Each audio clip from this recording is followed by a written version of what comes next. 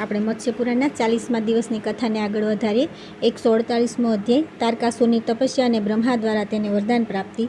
દેવાસુર સંગ્રામની તૈયારી તથા બંને પક્ષોની સેનાઓનું વર્ણન. તારકે કહ્યું કે મહાબળી અસુરો, તમે લોકો મારી વાત ધ્યાનથી સાંભળો. તમારે બધાએ આ કાર્યની તૈયારીમાં સર્વપ્રથમ પોતાના કલ્યાણનો વિચાર કરી લેવો જોઈએ. દાનવો દેવતાઓ સદા આપણો સંહાર કરતા આવ્યા છે, તેથી તેમની સાથે વિરોધ કરવાનો આપણો જાતિગત ધર્મ છે અને તેમની સાથે આપણું અક્ષય વેર રહેલું છે. આપણે બધા પોતાના બાહુબળનો આશ્રય લઈને આજે તે દેવતાઓનું દમન કરવા જઈશું, એમાં કોઈ સંશય નથી. પરંતુ દિતિનંદનનો તપોબળથી સંપન્ન થયા વિના હું તે દેવતાઓ સાથે યુદ્ધ કરવા ઈચ્છતો નથી. તેથી હું પહેલાં ઘોર તપસ્યા કરીશ, તે પછી આપણે બધા દેવતાઓને પરાજિત કરીશું અને ત્રિલોકીના સુખનો ઉપભોગ કરીશું. કેમ કે સુદૃઢ ઉપાય કરનાર પુરુષ જ અપ્રાપ્ય લક્ષ્મીને પ્રાપ્ત હોય છે. ચંચળ બુદ્ધિનો માણસ ચંચળ લક્ષ્મીની રક્ષા કરી શકતો નથી. તારકાસુરની વાત સાંભળીને ત્યાં ઉપસ્થિત બધા દાનવો અને દૈત્ય આશ્ચર્યચકિત થઈ તે બધા બરાબર છે, બરાબર છે એમ કહેવા લાગ્યા. ત્યારબાદ તારકાસુર પારિયાત્ર પર્વત, અરવલ્લી અને વિંધ્યનો પશ્ચિમ ભાગની ઉત્તમ ગુફાની પાસે પહોંચ્યો. તે પર્વત બધી ઋતુઓમાં વિકસિત થનારા પુષ્પોથી ભરપૂર, અનેક પ્રકારની ઔષધિઓથી પ્રકાશિત અને ધાતુઓના રસોના ટપકવાથી ચિત્ર વિચિત્ર અને ગૃહોથી યુક્ત, ચારે બાજુ ગીચ વૃક્ષોથી આવૃત, રંગબેરંગી કલ્પવૃક્ષથી આચ્છાદિત અને અનેક પ્રકારના આકારવાળા અનેક પક્ષીઓથી વ્યાપ્ત હતો. તેમાંથી અનેક ઝરણા ઝરી રહ્યા હતા. તે અનેકવિધ જળાશયોથી સુશોભિત હતો. તેની ગુફામાં જઈને તારક દૈત્ય ઘોર તપસ્યામાં લીન થઈ ગયો. પ્રથમ તે 100 વર્ષના ક્રમથી નિરાહાર રહીને, પછી પંચાગ્નિ તાપીને, પછી પાંદડા ખાઈને, તે પછી માત્ર જળ પીને તપસ્યા કરતો રહ્યો. ત્યાર પછી તેણે દરરોજ પોતાના શરીરમાંથી 16 મસા માંસ કાપીને અગ્નિમાં હોમવાનો પ્રારંભ કર્યો, જેથી તેનું શરીર માંસ રહિત થઈ ગયું. આ પ્રમાણે તેના માંસ રહિત થઈ જવાથી તે તપસ્યાની મૂર્તિ જેવો દેખાવા લાગ્યો. તેથી બધા પ્રાણી સંતપ્ત થઈ ઉઠ્યા. બધા દેવતાઓ તેની તપસ્યાથી ભયભીત થઈ ગયા. આ સમયે બ્રહ્મા તેની તપસ્યાથી બહુ પ્રસન્ન થઈ ગયા. ત્યારે તેઓ તારકાસુરને વરદાન આપવા માટે તેની પાસે આવ્યા. ત્યાં તે દેવાધિદેવ તે પર્વતની ગુફામાં જ બેઠેલા તારકની પાસે આવી તેને મધુર વાણીમાં કહ્યું. બ્રહ્માજીએ કહ્યું કે પુત્ર, તમારે હવે તપ કરવાની જરૂર નથી. તે પૂર્ણ થઈ ગઈ. હવે તમારા માટે કંઈ પણ અસાધ્ય નથી. હવે તમારા મનમાં રૂચે તે ઉત્તમ વર માગી લો. આ સાંભળીને દૈત્યરાજ તારકે ભગવાન બ્રહ્માને પ્રણામ કર્યા અને વિનમ્ર ભાવે હાથ જોડીને કહ્યું. તારક બોલ્યા કે સર્વ પ્રાણીઓમાં નિવાસ કરનારા દેવ, આપ બધા જીવોની ચેષ્ટાને જાણો છે. પ્રાય પ્રત્યેક મનુષ્ય પોતાના શત્રુથી બદલો લેવાની ભાવનાથી તેને જીતવાની ઈચ્છા રાખે છે. અમારા દૈત્યોના જાતિ ધર્માનુસાર દેવતાઓ સાથે શત્રુતા છે. તે ક્રૂરકર્મી દેવતાઓએ ધર્મને તિલાંજલિ આપીને પ્રાય દૈત્યોને ખતમ કરી નાખ્યા છે. હું તેમને જળમૂળથી ઉખેડી નાખનારો થઈ જાઉં એવો મારો વિચાર છે. સાથે સાથે હું સમસ્ત પ્રાણીઓ તથા પરમ તેજસ્વી અસ્ત્રો દ્વારા અવધ્ય થઈ જાઉં. આ જ શ્રેષ્ઠ વરદાન હું ઈચ્છું છું. દેવેશ, મને આ જ વરદાન આપો. આ સિવાય બીજા કોઈ વરની મારી ઈચ્છા નથી. આ સાંભળીને બ્રહ્માજીએ કહ્યું કે દૈત્ય શ્રેષ્ઠ, કોઈ પણ દેહધારી જીવ મૃત્યુથી બચી શકતો નથી. અર્થાત જે જન્મ લે છે તેનું મૃત્યુ અવશ્ય થાય છે. તેથી જેનાથી તેમને મૃત્યુ આશંકા ન હોય તેની પાસે પોતાના મૃત્યુનું વરદાન માગી લો. પછી ગર્વથી મૂઢ બનેલા દૈત્યરાજ ખૂબ તારો વિચાર કરીને 7 દિવસના બાળકના હાથે મૃત્યુનું વરદાન માગ્યું. પછી તે પ્રમાણે વરદાન આપીને બ્રહ્માજી સ્વર્ગલોકમાં ચાલ્યા ગયા. અહીં દૈત્યરાજ તારક પણ પોતાના નિવાસસ્થાન પર ચાલ્યા આવ્યા. ત્યારે બધા દૈત્યાધિપતિ તપસ્યા પૂર્ણ કરીને આવેલા તે દૈત્યરાજ તારકને ઘેરીને આ પ્રમાણે વાતો કરવા લાગ્યા. દૈત્યોના તે મહાન સામ્રાજ્ય પર દૈત્યનંદન તારકના સ્થિત થતા 6 ઋતુઓ શરીર ધારણ કરીને પોતપોતાના કાળ અનુસાર બધા ગુણોથી યુક્ત થઈને ત્યાં ઉપસ્થિત થઈ. બધા લોકપાલ તેના કિંકર બનીને રહેવા લાગ્યા. કાંતિ, ધૃતિ, મેઘા અને શ્રી આ બધી દેવીઓ ગુણયુક્ત થઈને નિષ્કપટ ભાવે તે દાનવરાજને ઘેરીને ઊભી રહી હતી. ત્યારે તે દૈત્યરાજ શરીરમાં કાળા અગરુનો લેપ કરીને બહુ કિંમતી મોગરથી વિભૂષિત થઈને અને મનોહર બાજુબંધ બાંધીને વિશાળ સિંહાસન પર બેસતો. ત્યારે શ્રેષ્ઠ અપ્સરાઓ તેના પર નિરંતર પવન નાખતી હતી અને ક્ષણવાર પણ તેનાથી અલગ થતી ન હતી. મુનિવરો તેના મહેલમાં ચંદ્રમા અને સૂર્ય દીવાના સ્થાન પર, વાયુદેવ પંખાના સ્થાન પર તથા કૃતાંત તેના અગ્રેસરના સ્થાન પર નિયુક્ત થયા. આ પ્રમાણે ઘણો સમય વ્યતીત થઈ ગયા પછી એક દિવસ ઉત્કર્ષ વર પ્રાપ્તિથી ગર્વિષ્ઠ થયેલા દૈત્યરાજ તારકાસુરે પોતાના મંત્રીઓને કહ્યું. તારકે કહ્યું કે મંત્રીઓ, સ્વર્ગલોક પર આક્રમણ કર્યા વિના મને આ રાજ્યથી શો લાભ? દેવતાઓ સાથે વેરનો બદલો લીધા વિના મારા હૃદયમાં શાંતિ કેવી? આજે પણ દેવતાઓ સ્વર્ગલોકમાં યજ્ઞાંશોનો ઉપભોગ કરી રહ્યા છે. વિષ્ણુ લક્ષ્મીને છોડતો નથી અને નિર્ભય થઈને સ્થિત છે. સ્વર્ગલોકમાં ક્રીડાગરોમાં મદિરાની ગંધથી યુક્ત દુબળા પાતળા શરીરવાળા શ્રેષ્ઠ દેવતાઓ અપ્સરાઓ દ્વારા આલિંગન કરવામાં આવી રહ્યા છે. કોઈ પણ વ્યક્તિ જો જન્મ લઈને પોતાનો પુરુષાર્થ પ્રગટ કરતી નથી તો તેનો જન્મ વ્યર્થ છે. જે વ્યક્તિ માતા પિતાની કામનાઓને પૂરી કરતો નથી તે પોતાના બંધુઓનો શોક નષ્ટ કરતો નથી અને પોતાની ઉજ્જવળ કીર્તિની વૃદ્ધિ કરતો નથી. તે જન્મ લઈને પણ મરેલા વ્યક્તિ સમાન છે, આવું હું માનું છું. તેથી શ્રેષ્ઠ દાનવોને જીતવા તથા ત્રિલોકની લક્ષ્મીનું અપહરણ કરવા માટે મારો 8 પૈડાવાળો રથ અજેય દૈત્ય સૈન્ય સમૂહ સુવર્ણ પત્ર જડી ધ્વજ અને મુક્તાની માળાઓથી સુશોભિત છત્ર તૈયાર કરવામાં આવે છે. દૈત્યરાજ તારકની વાત સાંભળી તેના સેનાનાયક મહાબળી ગ્રસક નામે દાનવે તેમની આજ્ઞા અનુસાર કાર્ય આરંભ કર્યું. તેણે તરત જ ગંભીર અવાજ કરનારી ભેરી શરણાઈ વગાડીને દૈત્યોને બોલાવ્યા. પછી 8 પૈડાથી સુશોભિત રથમાં 1000 ઘોડા જોતરવામાં આવ્યા. તે તેના પર સવાર થયો. તે રથ 4 યોજન વિસ્તારનો હતો અને અનેક ક્રીડા ગૃહોથી યુક્ત હતો. તેના ઉપર શ્વેત વસ્ત્રનું આચ્છાદન હતું તથા તે ગીત વાદ્યોના મધુર ધ્વનિથી મનોહર લાગી રહ્યો હતો. તે સમયે તે એવો દેખાઈ રહ્યો હતો જાણે દેવરાજ ઇન્દ્રનું વિમાન હોય. તે સમયે 10 કરોડ દૈત્યો ઉપસ્થિત હતા. તે બધા પ્રચંડ પરાક્રમી હતા. તેમનો આગેવાન જંભ હતો. તે પછી કુજંભ અને શુંભ નામક 10 દૈત્યો સેનાપતિ હતા. તેમના સિવાય બીજા પણ સેંકડો દૈત્યો હતા જે પૃથ્વીનું મર્દન કરવા સમર્થ હતા. તે બધા દૈત્યો પર્વત જેવા વિશાળ શરીરવાળા, પ્રચંડ પરાક્રમી, નાના પ્રકારના આયુધોનો પ્રયોગ કરવામાં નિપુણ અને અનેક પ્રકારના શાસ્ત્રોક્તની પ્રયોગવિધિમાં પરંગત હતા. તારકાસુરનો સુવર્ણભૂષિત ધ્વજ અત્યંત ભયંકર હતો. શત્રુઓનો વિનાશ કરનારા સેનાપતિ ગ્રસનનો ધ્વજ મકર આકારનો હતો. જંભનો ધ્વજ લોઢાનો હતો અને તેની ઉપર પિશાચના મુખનું ચિહ્ન હતું. કુબ્જની ધજા પર હાલી રહેલી પૂંછના ગધેડાને અંકિત કર્યો હતો. મહિષની ધજા પર સોનાની શિયાળનું ચિત્ર હતું. શુંભની ધજા કાળા લોઢાની હતી. તેની ઉપર ફોલાદના કાગડાના આકારનું ચિત્ર હતું. એ જ પ્રમાણે અન્ય દૈત્યોની ધજાઓ પર પણ અનેક પ્રકારના આકારો બનાવેલા હતા. ગ્રસનના રથમાં શીઘ્રગામી વાઘ જોતર્યા હતા જેમના ગળામાં સોનાની માળાઓ હતી. જંભનો દુર્જય રથ પર 100 સિંહો દ્વારા ખેંચવામાં આવી રહ્યો હતો. કુંભજનો રથ પિશાચ જેવા મુખવાળા ગધેડાઓથી યુક્ત હતો. મહિષનો રથ ઊંટ, ઘોડા, ચિત્તાઓ અને કાલનેમીના રથના ભયંકર હાથી જોડેલા હતા. દૈત્ય નાયક નિમિ એક એવો રથ પર બેઠો હતો જેમાં મદમસ્તક ગજરાજ હતા જે પર્વતરાજ જેવા વિશાળકાય અને 4 દાંતોવાળા હતા અને જે મેઘ જેવી ભયંકર ગર્જના કરવાવાળા અને યુદ્ધકળામાં શિક્ષિત હતા. જેમના શરીર પર શ્વેત ચંદનનો અનુલેપ હતો અને જે અનેક પ્રકારની ઉજ્જવળ પુષ્પોની માળાઓથી સુશોભિત હતા. મથન નામક દૈત્ય હાથમાં પાસ લઈને તે સૈન્યની દક્ષિણ દિશામાં સ્થિત શ્વેત ચામરોથી વિભૂષિત રથ પર બેઠો હતો. તેના રથમાં 100 હાથ લાંબા શરીરવાળા સુવર્ણના આભરણોથી વિભૂષિત કાળા રંગના ઘોડા જોતર્યા હતા. જંભ ક્ષુદ્ર ઘંટડીઓથી સુશોભિત ઊંટ પર સવાર હતો. શુંભ દાનવ કાળ જેવા ભયંકર અને શ્વેત વર્ણવાળા એક વિશાળકાય મેષ ઉપર આરૂઢ હતો. બીજા પણ દાનવીર નાના પ્રકારના વાહનો પર બેસીને જઈ રહ્યા હતા.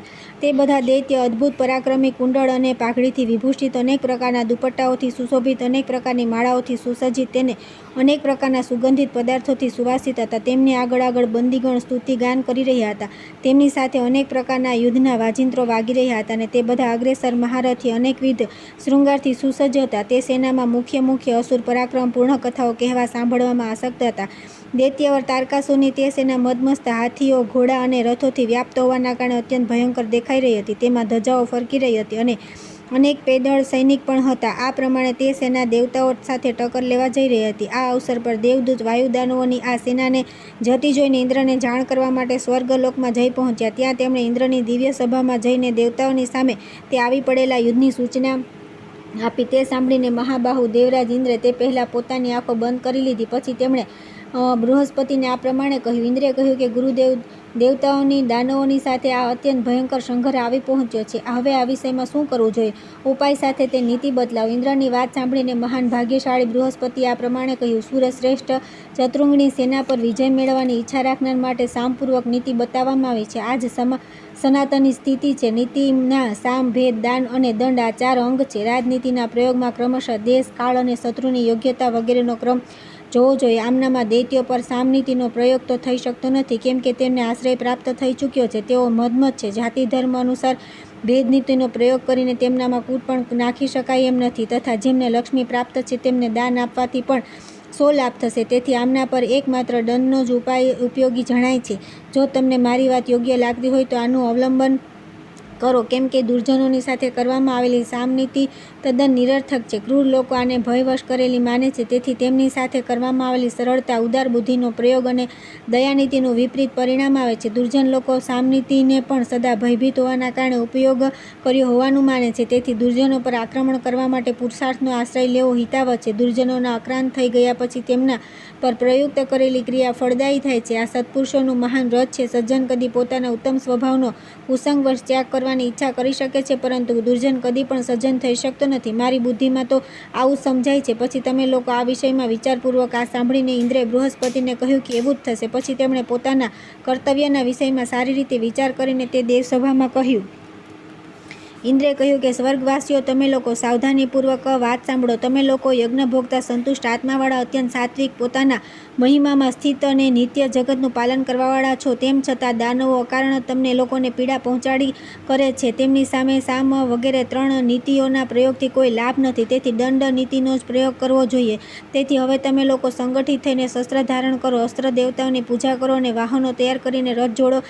ઇન્દ્રની વાત સાંભળીને દેવતાઓમાં જે મુખ્ય હતા તે લોકો તુરત જ યમરાજને સેનાપતિના પદ પર નિયુક્ત કરી સેનાને સંગઠિત કરવા લાગ્યા. તે યુદ્ધમાં બધા દેવતાઓની સાથે 10,000 ઘોડા સજાવવામાં આવ્યા, જે નાના પ્રકારના આશ્ચર્યયુક્ત ગુણોથી યુક્ત હતા તથા તેમના ગળામાં સોનાના ઘણ શોભી રહ્યા હતા. મતલીએ દેવરાજના દુર્જય રથને સજાવીને તૈયાર કર્યો. યમરાજ મહિષ પર બેસીને સોનાના અગ્રભાગમાં સ્થિત થયા. તે સમયે તેમના નેત્ર મહાપ્રલયના સમયે પ્રચંડ જ્વાળાથી ધગધગતા આકાશની જેમ ધબકી રહ્યા હતા. તેઓ રહીને ચારે બાજુથી પ્રચંડ પરાક્રમી કિંકરોથી ઘેરાયેલા હતા. અગ્નિદેવ હાથમાં શક્તિ લઈને બકરા પર આરૂઢ થયા. પોતાના મહાન વેગનો વિસ્તાર કરવાવાળા પવનદેવના હાથમાં અંકુશ શોભી રહ્યું હતું. સ્વયં ભગવાન વરુણ ભુજગેન્દ્ર પર સવાર થયા, જે રાક્ષસોના અધીશ્વર, આકાશચારી અને ભયંકર રૂપવાળા છે. જેમના હાથમાં તીક્ષ્ણ તલવાર શોભી રહી હતી. ગદા જેમનો આયુધ છે, જે સિંહની જેમ ભયંકર ત્રાડ પાડનારા છે. તે ધનાધ્યક્ષ દેવાધિદેવ કુબેર પાલખી પર બેસીને ઉપસ્થિત થયા. ચતુર્ંગણી સેનાની સાથે ચંદ્રમા, સૂર્ય અને બંનેને અશ્વિની કુમાર પણ સામેલ થયા. સ્વર્ગ નિર્મિત આભૂષણોથી વિભૂષિત ગંધર્વ પોતાના અધિપતિઓ સાથે ઉપસ્થિત થયા. તેમના આસન સ્વર્ણ નિર્મિત હતા. તે બધા ચિત્ર વિચિત્ર કવચ, રથ અને આયુધોથી યુક્ત હતા. તેમના મસ્તકો પર સોનાના મયુરપંખ શોભી રહ્યા હતા અને તેમની ધજા પર વૈદુર્ય મણીની મકરાકૃતિ બનેલી હતી. આ બાજુ મહાન પરાક્રમી રાક્ષસોના ઉપરણા ઝપા કુસુમ સમાન લાલ રંગના હતા. તેમના વાળ પણ લાલ હતા. તેઓ ધજાઓ પર ગીધના આકાર બનેલા હતા. તેઓ નિર્મળ લોઢાના બનાવેલા આભૂષણોથી વિભૂષિત હતા. તેઓ પાઘડી બાંધીને રથ પર સવાર હતા.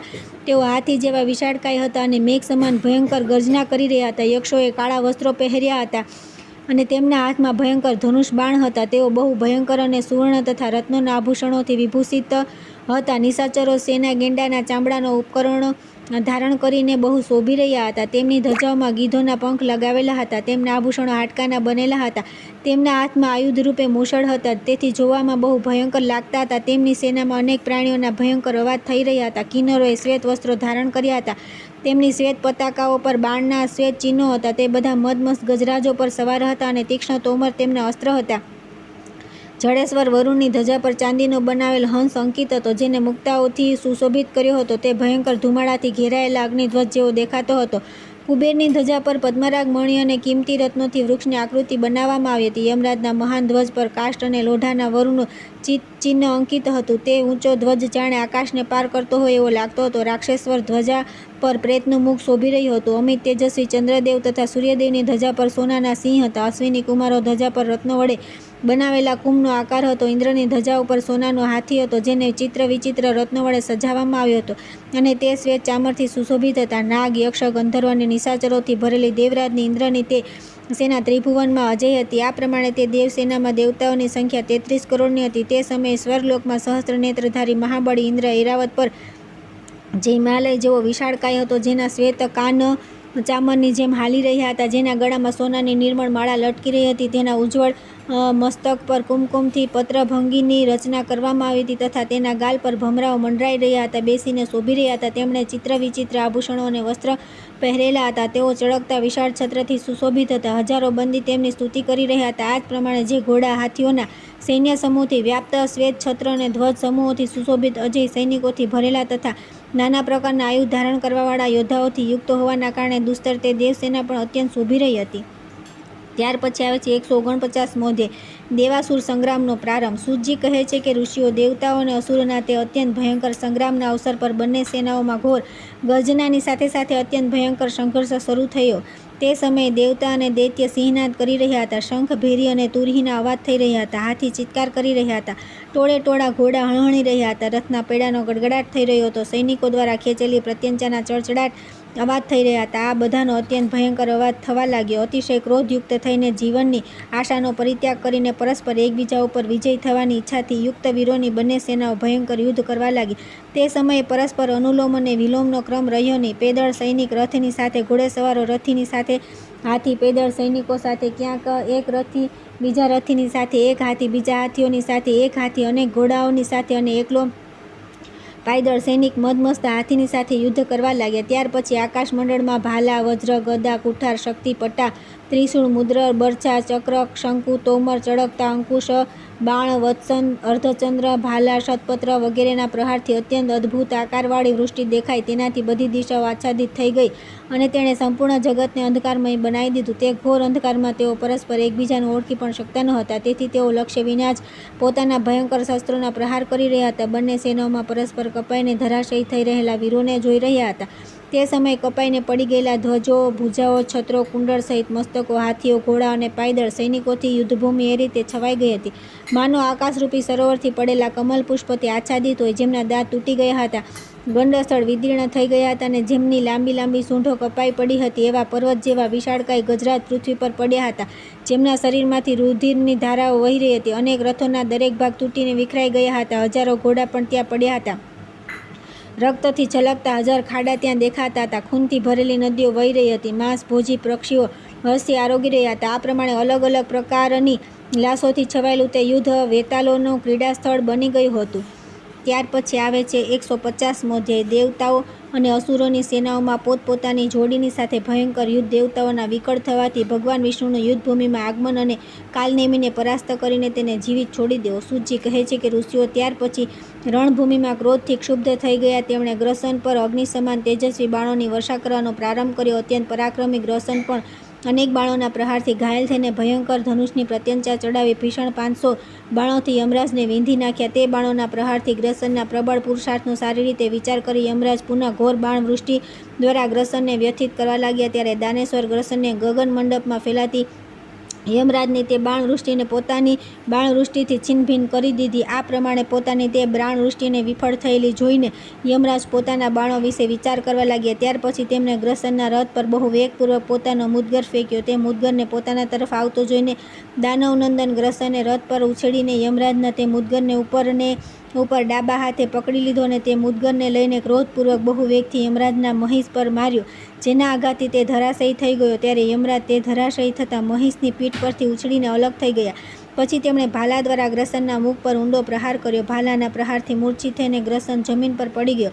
ગ્રસનને ધરાશયી થયેલો જોઈને ભયંકર પરાક્રમી જંભે ભિંદીપાલથી યમરાજના હૃદય પર પ્રહાર કર્યો. તેનાથી ઘાયલ થઈને યમરાજ મુખથી લોહી ઓકવા લાગ્યા. આ પ્રમાણે યમરાજને ઘાયલ થયેલા જોઈને ધનેશ્વર કુબેર હાથમાં ગદા લઈને 10 લાખ યક્ષોની સાથે ક્રોધપૂર્વક જંભ પર આક્રમણ કર્યું. કુબેરને આક્રમણ કરતા જોઈને દાનવોની સેનાથી ઘેરાયેલા બુદ્ધિમાન જંભ મધુરવાણીથી બોલ્યા. દરમિયાન ગ્રસનને ચેતના આવી ગઈ. પછી તેણે યમરાજ પર એવી ગદાનો પ્રહાર કર્યો જે બહુ ભારે હતી તથા શત્રુઓને વિનાશ કરનારી હતી. તે ભયંકર ગદાને પોતાની તરફ આવતી જોઈને યમરાજે ક્રોધપૂર્વક તે ગદાનો પ્રતિરોધ કરવા માટે પોતાના દંડને ગદાની સામે ફેંક્યો. તે દંડ સંસારનો વિનાશ કરવામાં સમર્થ અને અત્યંત ભયંકર હતો તથા જેમાંથી અગ્નિ જેવી જ્વાળા નીકળી રહી હતી. તે દંડ આકાશમાં ગદાથી ટકરાઈને મેઘ જેવી ગર્જના કરવા લાગ્યો. પછી દંડ અને ગદામાં બે પર્વતો જેવો અસહ્ય સંઘર્ષ થવા લાગ્યો. તે બંને અસ્ત્રોના ટકરાવથી થતા અવાજથી બધી દિશાઓ જડ થઈ ગઈ અને જગત પ્રલયની આશંકાથી વ્યાકુળ થઈ ગયું. થોડી જ વારમાં અવાજ શાંત થઈ ગયો અને બંને વચ્ચે બળી રહેલી ઉલ્કા જેવો પ્રકાશ થવા લાગ્યો. તે બંનેના સંઘર્ષથી આકાશમંડળ અતિ ભયંકર દેખાતો હતો. ત્યાર પછી દંડ દ્વારા તોડી નાખવામાં આવેલી ગદાએ વેગપૂર્વક ગ્રસનના મસ્તક પર કઠોર પ્રહાર કર્યો. તે પ્રહારથી વ્યાકુળ થઈ ગયેલા ગ્રસનને બધી દિશાઓ અંધકારમય દેખાવા લાગી, અર્થાત તેની આંખો નીચે અંધકાર છવાઈ ગયો. તે અચેતન થઈ પૃથ્વી પર પડી ગયો. આ જોઈને બંને સેનાઓમાં હાહાકાર મચી ગયો. ત્યારબાદ 2 ઘડી પછી જ્યારે ગ્રસેનને ચેતના આવી ત્યારે તેણે જોયું કે તેનું શરીર ધસ્ત થઈ ગયું. ત્યાર પછી તેના આભૂષણ અને વસ્ત્ર અસ્તવ્યસ્ત થઈ ગયા. પછી તો તે પણ આ પ્રમાણે કરનાર શત્રુ પર બદલો લેવાનું વિચારવા લાગ્યા. તે મનમાં વિચારવા લાગ્યા કે મારા જેવા બળવાન પુરુષની હયાતીમાં સ્વામીના પરાભવના લક્ષણ દેખાઈ રહ્યા છે. મારા પરાજિત થઈ જતાં મારે આશ્રિત જે સેનાઓ છે તે પણ નષ્ટ થઈ જશે. અયોગ્ય પુરુષ જ સ્વચ્છંદાચારી થઈ શકે છે, પરંતુ તે પુરુષને સેંકડો વાર યોગ્ય હોવાની જાહેરાત થઈ ચૂકી છે. એ સ્વચ્છંદ થઈ શકતો નથી, અર્થાત જેની જગતમાં કોઈ પ્રતિષ્ઠા નથી તે સ્વેચ્છાનુસાર કાર્ય કરી શકે છે, પરંતુ જે સેંકડો વાર પ્રતિષ્ઠા પ્રાપ્ત કરી ચૂક્યા છે તેને સ્વામીને આધીન રહીને જ કાર્ય કરવું પડે છે. આવો વિચાર કરીને મહાબળી ગ્રસન ઝડપથી ઊભો થઈ ગયો. તે પર્વત જેવો વિશાળકાય હતો. તે ભયંકર વિચાર કરી રહ્યો હતો અને ક્રોધપૂર્વક હોઠને દાંતોથી દબાવી રહ્યો હતો. આ પ્રમાણે તે તુરત જ રથ પર બેસીને હાથમાં કમંડળ જેવો મુદ્ર લઈને રણભૂમિમાં યમરાજની પાસે આવીને તેમણે ભયાનક મુદ્રને બહુ વેગપૂર્વક ઘુમાવીને યમરાજના મસ્તક પર ફેંકી દીધો. તે પ્રકાશમાન મુદ્રને આવતો જોઈને યમરાજના નેત્ર ચળકી ઉઠ્યા. પછી મહાબળી યમરાજે પોતાના સ્થાનથી હઠીને તે દુર્ધર મુદ્ગરના લક્ષ્યને ટાળી નાખ્યું. યમરાજના દૂર હઠી જવાથી મુદ્ગરે એમ યમરાજના હજારો પરાક્રમી કિંકરોને પીસી નાખ્યા. પછી તે ભયંકર કિંકર સેના મરાઈ ગયેલી જોઈને યમરાજને બહુ ક્ષોભ થયો. પછી તેઓ નાના પ્રકારના અસ્ત્રોનો પ્રહાર કરવા ઉદ્યત થઈ ગયા. સામેથી ગ્રસને તે સેનાને કિંકરોની વ્યાપ્ત જોઈને એવું માન્યું કે યમરાજની માયા દ્વારા રચેલા હજારો યમરાજ જ છે. પછી તો ગ્રસન સેનાને રોકીને તેની ઉપર અસ્ત્રવૃષ્ટિ કરવા પ્રવૃત્તિ કરવા લાગ્યો. તે સમયે તે કલ્પના અંતના સમયે ક્ષુબ્ધ થયેલા ભયંકર સમુદ્ર જેવો ક્રોધથી વિવળ થઈ ગયો. તેણે કેટલાક કિંકરોને ત્રિશૂળથી અને કેટલાકને બાણોથી વિદીર્ણ કરી દીધા, કેટલાકને ગદાના પ્રહારથી અને કેટલાકને મુદ્ગરોની વર્ષોથી પીસી નાખ્યા, કેટલાકના ભાલાના ભયંકર પ્રહારથી ઘાયલ કરી નાખ્યા, બીજા કેટલાક તેના બાહુ ઉપર લટકી રહ્યા હતા. આ બાજુ કિંકરોમાંથી ઘણા લોકો શિલાઓ દ્વારા તથા અન્ય કેટલાક ઊંચા વૃક્ષો દ્વારા ગ્રસન પર પ્રહાર કરી રહ્યા હતા. કેટલાક તેના અંગોને દાંતથી કાપી રહ્યા હતા, બીજા કિંકર તેમની પીઠ પર મુક્કાના પ્રહાર કરી રહ્યા હતા. આ પ્રમાણે ઘોર કર્મમાં કિંકરો દ્વારા પીછો કરવાથી ગ્રસન અત્યંત ક્રુદ્ધ થઈ ગયો. તેણે પોતાના શરીરને જમીન પર પાડીને હજારો કિંકરો તેની નીચે પીસી નાખ્યા. પછી ઉઠીને કેટલાક કિંકરોને મુક્કાના પ્રહારથી મારી નાખ્યા. આ પ્રમાણે કિંકરો સાથે યુદ્ધ કરવાથી ગ્રસન થાકી ગયો હતો. પછી ગ્રસનને થાકેલો અને પોતાની સેનાને મરાઈ ગયેલી જોઈને મહિષવાહન યમરાજ હાથમાં દંડ લઈને આવી પહોંચ્યા. ગ્રસને સામે આવેલા યમરાજના વક્ષસ્થળ પર ગદાથી પ્રહાર કર્યો. ત્યારે યમરાજે ગ્રસનના તે પ્રહારની જરા પણ પરવા ન કરીને રથના અગ્રભાગમાં જોતરેલા વાઘો પર ક્રોધપૂર્વક દંડથી પ્રહાર કર્યો. તે દંડ પ્રહારથી અડધા વાઘ મરાઈ જવાથી તે રથ અડધા વાઘો દ્વારા જ ખેંચવામાં આવી રહ્યો હતો. તે સમયે દૈત્યરાજ ગ્રસનનો તે રથ અસ્થિર થઈ ગયો હતો. તેથી ગ્રસન રથ પરથી જમીન પર આવી ગયો અને પેદળ જ આગળ વધીને યમરાજને બંને ભુજાઓથી પકડીને યુદ્ધ કરવા લાગ્યો. ત્યારે યમરાજ પણ શસ્ત્રોને છોડીને બાહુયુદ્ધમાં પ્રવૃત્ત થઈ ગયા. બળાભિમાની ગ્રસ્ત યમરાજને કમરમાંથી પકડીને તેમને વેગપૂર્વક ઘુમાવવા લાગ્યો. ત્યારે યમરાજ પણ પોતાની બે ભુજાઓથી દૈત્યના ગળાને પકડી તેને વેગપૂર્વક જમીન પરથી ખેંચીને બહુ સમય સુધી ઘુમાવતા રહ્યા. તે પછી તે બંને પરસ્પર એકબીજાને વ્યથિત કરતા રહીને મુક્કાઓનો પ્રહાર કરવા લાગ્યા. તે સમયે દૈત્ય ગ્રસન વિશાળકાય હોવાથી યમરાજની ભુજાઓ શિથિલ થઈ ગઈ. ત્યારે તેઓ તે દૈત્યના ખભા પર પોતાનું મુખ રાખીને વિશ્રામ કરવાની ઈચ્છા કરવા લાગ્યા. યમરાજને આ પ્રમાણે થાકેલા જોઈને ગ્રસને તેમને બળપૂર્વક પૃથ્વી પર નાખીને વારંવાર રગડવા લાગ્યો અને પગથી ઠોકરો અને ઠોસાથી ત્યાં સુધી મારતો રહ્યો જ્યાં સુધી યમરાજના મુખેથી બહુ જ લોહી વહેવા લાગ્યો. તે પછી દાનવરાજ યમરાજને પ્રાણહીન જોઈને તેમને છોડી દીધા. પછી ગંભીર ગર્જના કરનાર દૈત્યરાજ ગ્રસન વિજયી થઈને સિંહનાદ કરી પોતાની સેનામાં જઈ પર્વતની જેમ ઊભો રહી ગયો. આ બાજુ ક્રોધથી ભરેલા જંભે પોતાના મર્મભેદી બાણો દ્વારા કુબેરના બધા માર્ગ રોકી લીધા અને તેની સેનાનો વધ કરવાનો આરંભ કર્યો. આ જઈને ધનેશ ક્રોધિત થયા. તેમણે યુદ્ધભૂમિમાં અગ્નિ સમાન ક્રમશ 1000 બાણોથી દાનવરાજ જમના હૃદયને વીંધી નાખ્યું. આગળની કથા આવતીકાલે કરીશું.